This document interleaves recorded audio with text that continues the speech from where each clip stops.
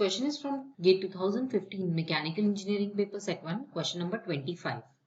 The function of interpolator in a CNC machine controller is to option A, control spindle speed, option B, coordinate feed rates of axis, option C, control tool rapid approach speed, or option D, perform miscellaneous or M functions, that is tool change, coolant control, etc. Let's find out. In a CNC machine, the part interpolator has these following functions.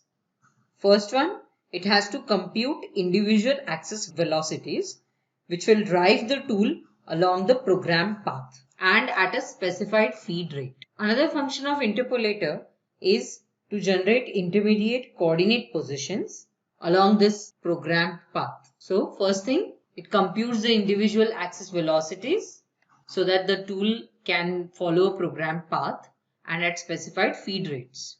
And while the tool is traveling, it also helps it to generate the coordinate positions along the path. So we can see that our correct one is option B. So let's go back and mark the correct option.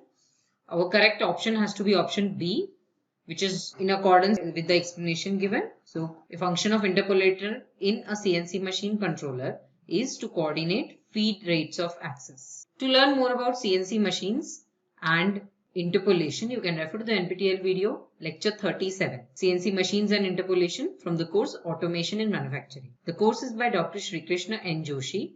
He is from Department of Mechanical Engineering of IIT Guwahati. I hope this explanation will help you clear your doubt. Thank you.